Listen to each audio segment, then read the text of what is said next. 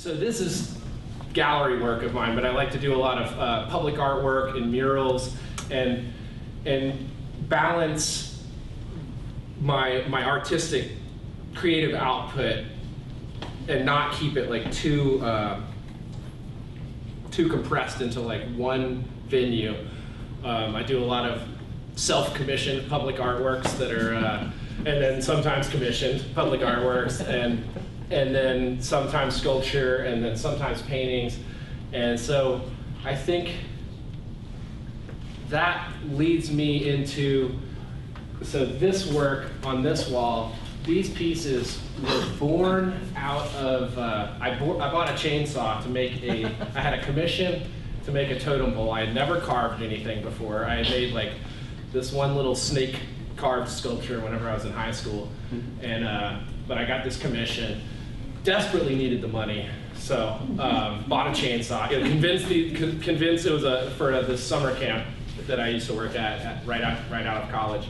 And they were getting a new totem pole, so I convinced them that I was the one to create this thing with no experience. I bought a chainsaw, carved the totem pole, and I fell in love with the medium immediately. I mean, within minutes, it was like, you can go from like a tree trunk to a roughed out sculpture within, you know, as long as you can stand there and hold the chainsaw, you can just keep on going, and it happens so fast. The sculpture, you know, the sculpting process. And so as soon as that was done, I started to make these three-dimensional forms that were objects that came out of my paintings. And so my paintings, my abstract paintings that I had been working on for years and years before then, always had this kind of, these little architectural elements to them, and structure, and like hints about matrix, you know, grids in the matrix, so there was like this architectural quality to my paintings, and also very colorful. And so I started to make these sculptures that were, you know, it was like a sculpture of one of my paintings, and then fell in love with it immediately and started to make them, you know, just explore that. Just kind of went head first into it.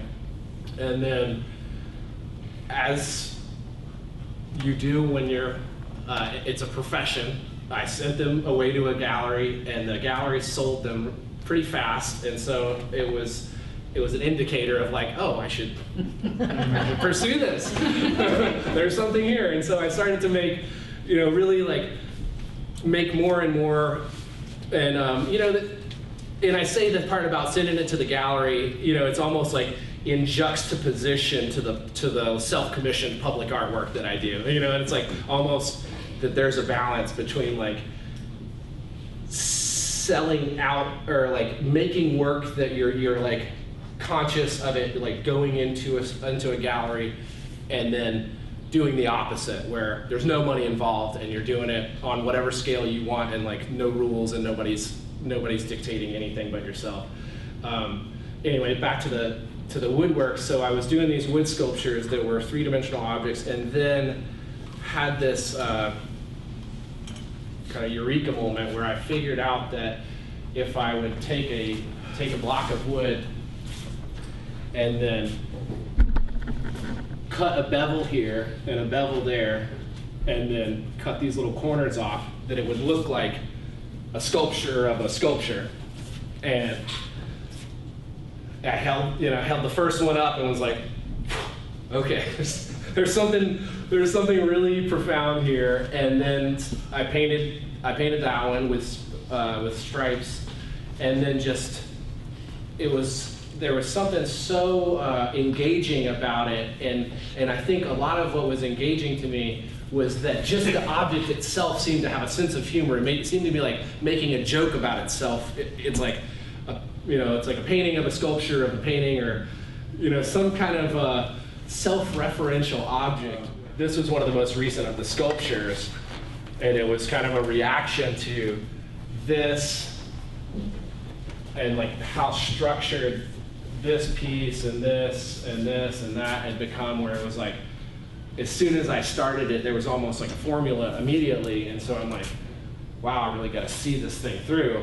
And so this and it's funny because this was painted a couple of days after our 9-month-old daughter was born, and I'd been away from the studio for a week, which is a long time for me, and so I was like, like out of my mind, like ready to just do something like free. And so this painting, this sculpture was painted kind of out of that like passionate moment of like being in the studio and needing to just like explode onto this surface. And then this piece led into, so that kind of like loosening up of my style on that one led into this and this piece and that piece were really in the last couple of weeks.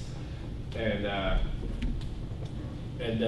then they also, so I started to do these paintings, and they seemed like so far removed from the sculptural work that it was like, oh, I'm like back into this place where I'm like, right as everything's starting to like make sense to itself, to the, it's like the artistic, these like art creation cousins are like relating to each other.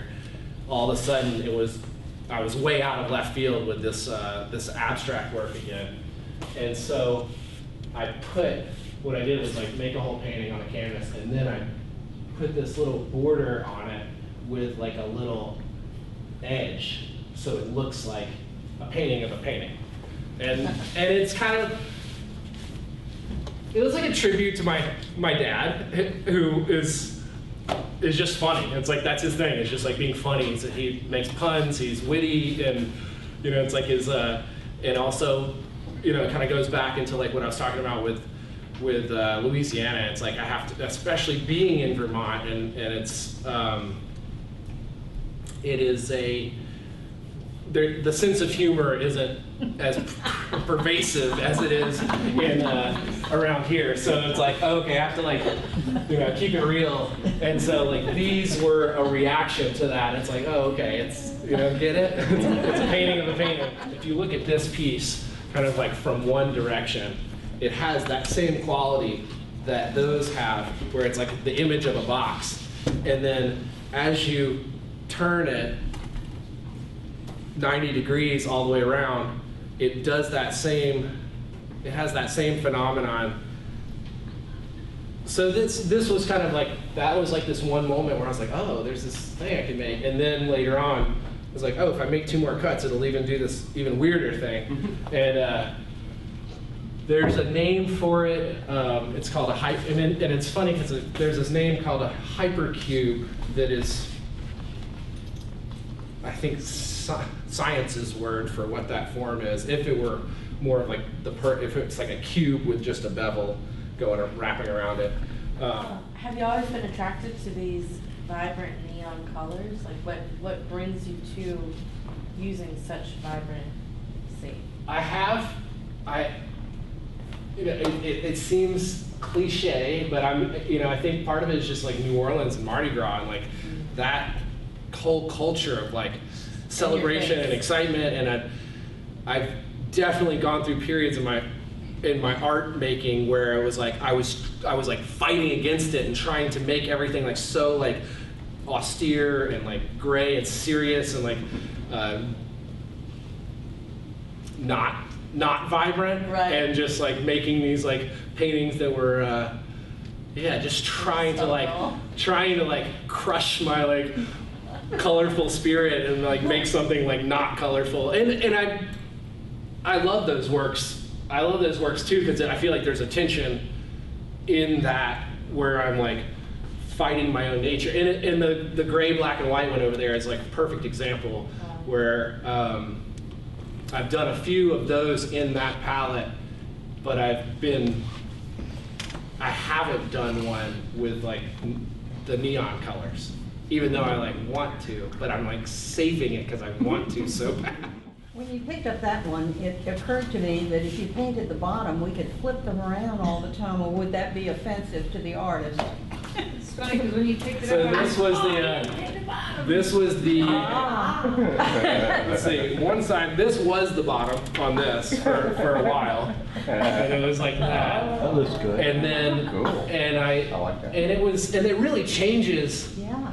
the dynamics of it. So many of them are painted on the bottom. That one, I think this is the only one that isn't. They all, yeah, that was funny. I realized that the other day because I had to sign this one. I forgot that it wasn't signed. But so this was like this. This. Oh, pick that up, because that looked like it was about to fall. This is like, Looking at it. this one started out and it's signed on the bottom, and I signed them with a wood burner. So this one was originally like this, and then this one is signed here, and it was like this. So about, I like the height that you bring. so about a year ago, so these were all either in various states of completion, and maybe a year ago, I was looking at all these different kind of modes of like their orientation and what they do on a psychological level when you stand it up versus when they're laying down. And it's like, there's just so much, like a totally different energy to it as you shift them from upright to long to down. But ultimately, I think there was something that appealed to me about like a portrait bust, and about like the idea of it being like this almost head, not shape, but head proportions, that I realized that when they were up vertical like that, it was much more like portrait oriented. And so then it was like, oh, I can turn that one vertical. And then I can turn this one vertical. And this one, they had all been kind of painted.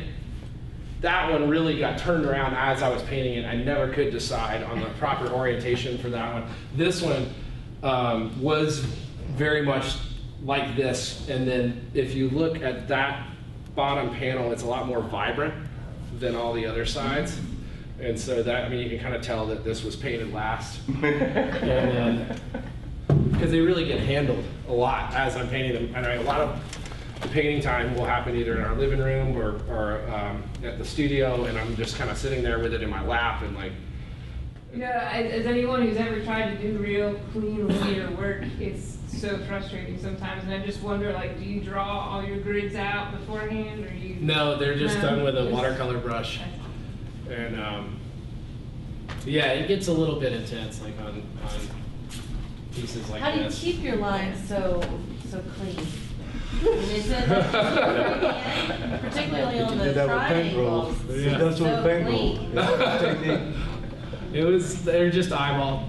I mean, I just kind of close one eye and look at it. I mean, like this one, it's a little bit easier because I can hold it and look, like close an eye and like look down it, and I can see these lines together and then make the other one kind of. And is that important to you to do it that way and not control it and draw your lines out first? Well, it would take 5 times longer. Yep. That's one reason. And then also I like for them to look I like the hand Right. being visible in all the work, and that's one thing I have realized that like I do strongly believe in like my own creative processes. Just like I want the hand to be visible. I don't ever use tape. I don't ever draw it ahead of time. I mean, there's this one, the one that is gray and white with the wood in the background is the one exception where it was so much more difficult to eyeball it with paint than to just put a couple of little dots of pencil line just so I could show myself where these things line up, that I did it on that one. I was like, all right, I'm not going to be stupid about this. Make it easier.